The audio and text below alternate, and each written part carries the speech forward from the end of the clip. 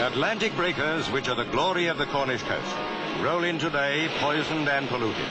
A tragedy such as Britain has never experienced before. Porthleven Harbour, at high tide, awash with a thick scum. The oil, feared for days, besmeared the westernmost tip of England. The southwest coast was a battle area. Civilians, 2,000 soldiers and Royal Marines grappled with the stupendous task of trying to fight off the oil. Under-Secretary for the Navy, Maurice Foley, coordinated the efforts of the servicemen. Enormous quantities of detergents were brought to the area. A small defense indeed against an estimated 50,000 tons of crude oil already floating on the sea. But with the mass of mobile pumping machinery now assembled, it was the only remedy available on the shore.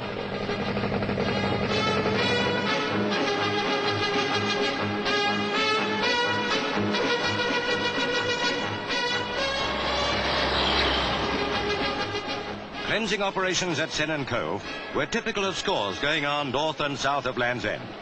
Every tide left a thick covering of oil, to which detergent was applied with all speed.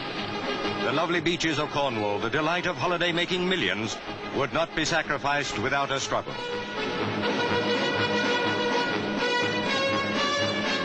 By helicopter, routine watch was kept on the Torrey Canyon while there was still some prospect of salvaging the largest vessel ever to be shipwrecked. And every day, the Save the Beaches efforts were intensified. To men whose memories went back long enough, some minor incidents reminded them of wartime.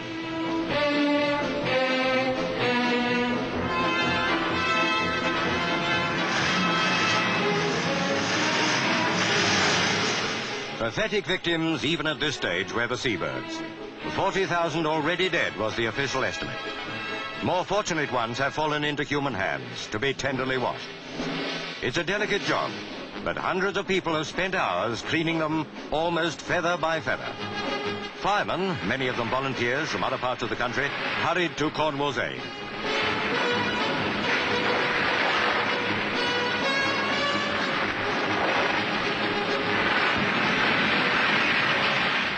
At last, the Torrey Canyon lay in her death throes, her back broken, her fight against fate lost irretrievably. Less than 2 weeks ago, a fine ship of more than 60,000 tons now lay broken. And even in this state, perhaps with 50,000 tons of oil still on board, defiantly menacing the whole south coast of England, possibly even the coast of France. But now the decision was taken. The Torrey Canyon was to be bombed.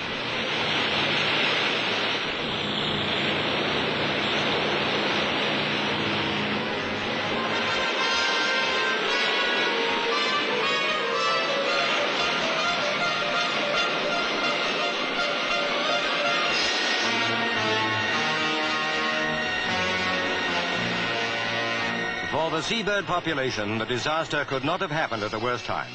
Even the survivors will not properly recover for months, so this year they will not breed, but at least they will live.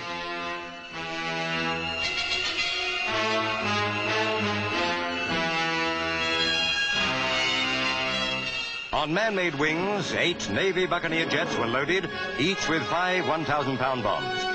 For the pilots, it would be not target practice, but bombing for defense, to save part of the country from a new menace. For the beaches, hope would dawn again if the bombs could set fire to oil still in the tanker. Meanwhile, measures less spectacular were continued on shore.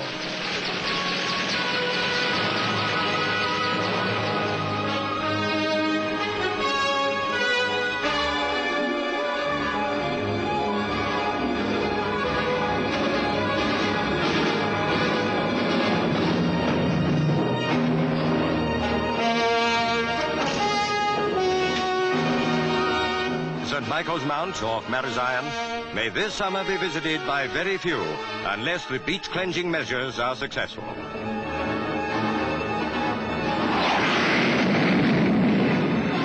The awesome smoke pall from the bombed tanker 16 miles away, rising thousands of feet, almost resembling an atomic mushroom.